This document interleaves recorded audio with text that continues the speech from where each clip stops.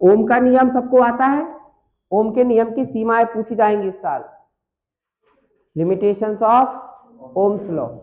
ठीक है, तो ओम का नियम आता है सभी को। क्या कहता है ओम का नियम?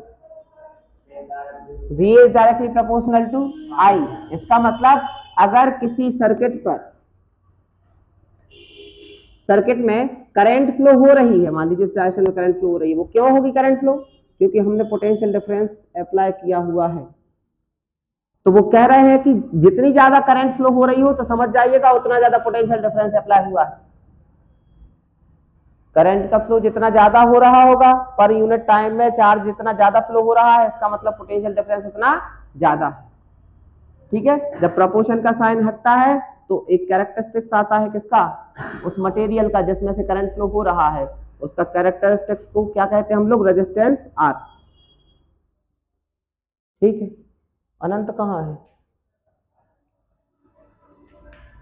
बड़ी लापरवाही है यार। तो ये रेजिस्टेंस किसका है? ये रेजिस्टेंस किसका है? इस मटेरियल का, जिस मटेरियल में से करंट फ्लो हो रहा है। ये रेजिस्टेंस किन किन बातों पर डिपेंड करता है? सबसे पहले जिस वायर में से करंट फ्लो हो रहा है उसकी लेंथ के डायरेक्टली प्रोपोर्शन होता है। लेंथ जितनी ज्यादा होगी रेजिस्टेंस उतना ज्यादा होगा। अगर लेंथ को दोगुना कर दिया जाएगा तो रेजिस्टेंस भी दोगुना हो जाएगा। लेंथ को अगर आधा कर दिया जाएगा तो रेजिस्टेंस भी आधा हो जाएगा। ठीक है, और एरिया के कैसा होता है? इनवर्सली। ये कौन सा एरिया है? क्रॉस सेक्शनल एरिया क्या होता है? अनुप्रस्थ काट का क्षेत्रफल। जैसे मान लीजिए ये वायर है, इसको मोटा बना दे रहे हैं तो ये कहलाता क्रॉस सेक्शनल एरिया। जैसे एक ककड़ी को ऐसे काटो और ऊपर से ऐसे देखो गोल गोल दिख रही, वो उसका क्रॉस सेक्शनल एरिया है। वो एरिया जितना ज्यादा होगा इसका मतलब सरफेस एरिया उतना ज्यादा होगा। जैसे कि मान लीजिए ये पेन है, ये दो पेन है। अब इनमें से इसका क्रॉस सेक्शनल एरिया कैसा है इसके कंपेयर में? ज्यादा। देखो ये ज्यादा एरिया है यहाँ और इसका एरिया कैसा है? कम। तो जब ये एरिया ज्यादा होता तो सरफेस एरिया भी ज्यादा होता, तो चार्ज कैरियर भी ज्यादा होते। इस वजह से चार्ज को फ्लो होने में ज्यादा परेशानी नहीं जाती और आसानी से चार्ज फ्लो हो सकता है, करंट फ्लो हो सकता है। इस वजह से कहते हैं कि अगर एरिया बढ़ेगा तो रेजिस्टेंस क्या होगा? घटेगा। ठीक है, और अगर हम टेम्परेचर को बढ़ाएं तो रेजिस्टेंस बढ़ेगा। टेम्परेचर का कैसा होता है?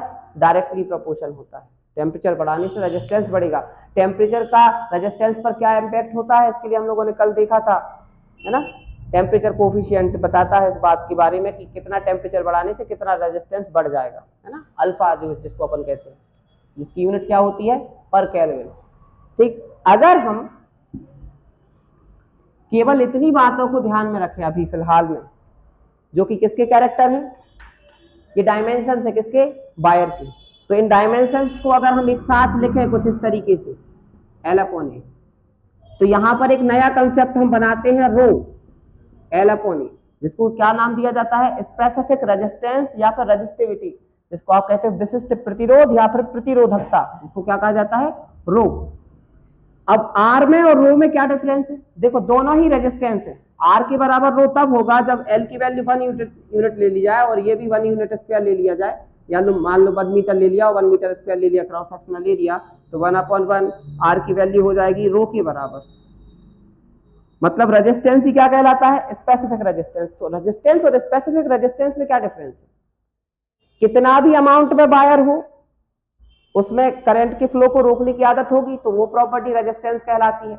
लेकिन अगर हमने डायमेंशंस को रख दिया 1 मीटर लेंथ और रख दिया 1 मीटर स्क्वायर एरिया, इसी को हम कह सकते हैं वॉल्यूम कितना होगा? 1 मीटर क्यूब। तो 1 मीटर क्यूब का कोई क्या है? कंडक्टर है। उसका जो रेजिस्टेंस है उस रेजिस्टेंस को हम लोग क्या कहते हैं? स्पेसिफिक रेजिस्टेंस या रेजिस्टिविटी कहते हैं। ये कंसेप्ट बनाते इस वजह से है ताकि हमें ये पता लग जाए कि इतनी लेंथ, 1 मीटर लेंथ और 1 मीटर स्क्वायर का इतना अगर रेजिस्टेंस है तो किसी भी लेंथ के लिए हम निकाल सकते हैं उसकी मदद से कि इस लेंथ के लिए अगर इतना, 1 मीटर के लिए अगर इतना रेजिस्टेंस है तो 2 मीटर के लिए इसका डबल हो जाएगा। तो पहले अपन जैसे किलो के भाव पूछते हैं ना सब्जी की, 1 किलो कितने की है, उसके हिसाब से फिर जितनी भी चाहिए उस हिसाब से पेमेंट कर देते। ऐसे 1 मीटर के लिए और 1 मीटर स्क्वायर एरिया के लिए अगर हमें रेजिस्टेंस पता लग जाता है तो फिर हम क्या कर सकते हैं? किसी भी लेंथ और किसी भी एरिया का रेजिस्टेंस बता सकते हैं अकॉर्डिंग टू कंडीशन, जैसी सिचुएशन बनती है रेजिस्टेंस की रिक्वायरमेंट जैसी होती है सर्किट में, उस तरीके से फिर हम सर्किट डिजाइन कर लेते हैं वायर के हिसाब से। ठीक है, तो इस वजह से ये स्पेसिफिक रेजिस्टेंस नाम का एक टॉपिक बनाया गया। ठीक, इसकी यूनिट कितनी होगी, ओम इंटू मीटर।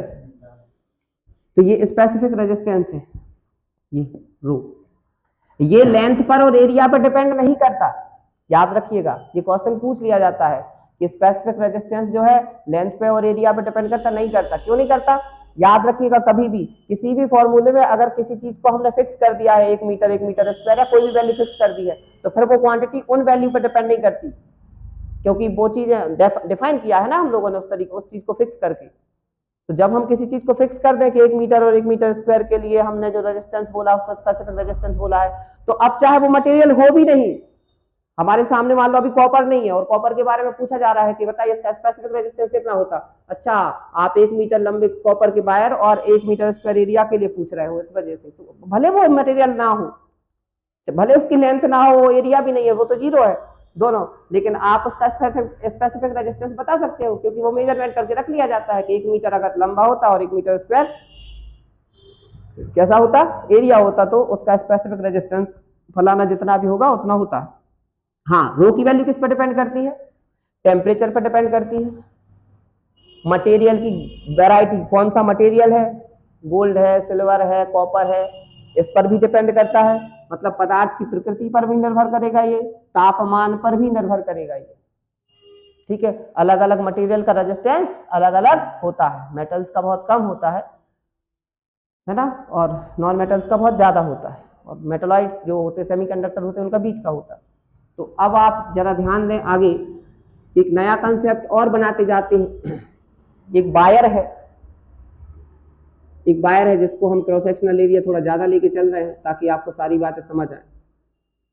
हम सब जानते हैं कि चार्ज फ्लो कहाँ होता है, केवल सरफेस पे, अंदर चार्ज फ्लो नहीं होता। ठीक है, तो करंट का फ्लो भी कहाँ हो रहा है, ऊपर हो रहा है।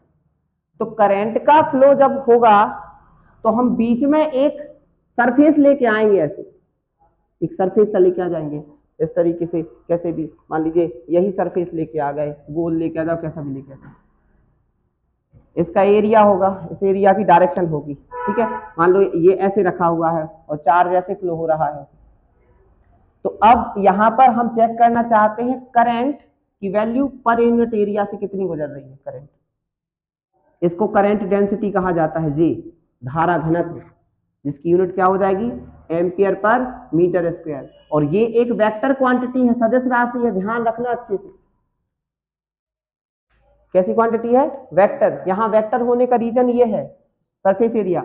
ये सरफेस एरिया अगर हम ऐसा रखते हैं, इस तरीके से रखते हैं, तो मैक्सिमम करंट इससे लिंक करेगी, फ्लक्स के जैसे। ठीक है, और अगर हम इसको ऐसा तिरछा कर देते हैं तो करंट उतनी मात्रा में लिंक नहीं करेगी जितनी करनी चाहिए। इसका मतलब एरिया की डायरेक्शन बदलेगी तो करंट डेंसिटी बदल जाएगी। अगर आप बिल्कुल ऐसे पकड़े हो तो करंट ऐसी बह गई सीधे, तो आप कहोगे करंट तो बह ही नहीं गई। आपके हिसाब से एरिया को जिस तरीके से पकड़ोगे, आप एरिया को जिस तरीके से अरेंज करोगे, उस तरीके से करंट की वैल्यू बदल जाएगी। इसका मतलब एरिया की डायरेक्शन पर किसकी कौन डिपेंड करता है, करंट डेंसिटी। इसी वजह से ये कैसी क्वांटिटी है, वेक्टर क्वांटिटी है। कौन, करंट डेंसिटी, धारा घनत्व, J = I/A। ठीक है, इन बातों को याद रखिएगा। ओम के नियम को सब लोग ये पढ़ते हैं, V = IR। ये ओम के नियम का पहला रूप है। ओम के नियम का दूसरा रूप सबको याद है, कैसे लगाते हैं ओम का नियम का दूसरा रूप कैसे लेके आते हैं। V क्या है, IR है, और हम जानते हैं R अभी देखा, R ρ × L/A, ये तो देखा। अब इन दोनों को मिक्स कर, ये इक्वेशन नंबर 1 दे दो, इसको इक्वेशन नंबर 2 दे दीजिए।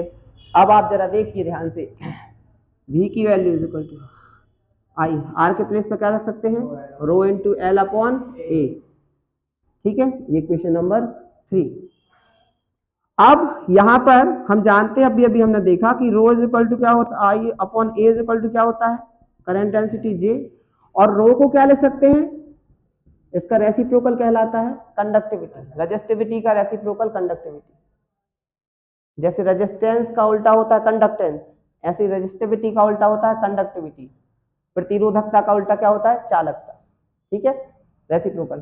तो रो के प्लेस पर रख सकते हैं 1/σ। इक्वेशन नंबर 3 में जब ये वैल्यू पुट करेंगे तो आई अपॉन ए को अपन एक साथ कर लेते हैं, रो को अलग कर लेते हैं और एल को अलग कर लेते हैं। तो आई अपॉन ए को क्या लिख सकते हैं, जे, रो को लिख सकते हैं 1 upon sigma into l is equal to v. ठीक है, एल को नीचे ले आए इस तरफ, तो क्या हो जाएगा v upon l is equal to j upon sigma. v upon l को इलेक्ट्रिक फील्ड कहते हैं, याद होगा आपको, है ना। तो ये v अपॉन एल को क्या कहते हैं, इलेक्ट्रिक फील्ड। तो E is equal to J is equal to क्या हो जाएगा, E इंटू या sigma into E. It is the second form of Ohm's law. Ohm के नियम का ये कौन सा रूप है, दूसरा रूप है ये। ठीक है, ये फर्स्ट फॉर्म है, ये सेकेंड फॉर्म, पहला रूप दूसरा रूप। ठीक है, तो ये आपको यहाँ इस फॉर्मूले को डराइव करने के लिए आपको बहुत सारी बातों का नॉलेज होना जरूरी है। करंट डेंसिटी पता होना जरूरी है, कंडक्टिविटी का उल्टा रेजिस्टिविटी होता है ये पता होना जरूरी है, और इसके बाद v अपॉन एल को E लिख सकते हैं ये पता होना जरूरी है। ठीक है, यहाँ पर J क्या बताता है, करंट डेंसिटी, रो क्या बताता है, ये क्या बता, रो नहीं है, ये सिग्मा क्या बताता है, कंडक्टिविटी, और E क्या बताता है,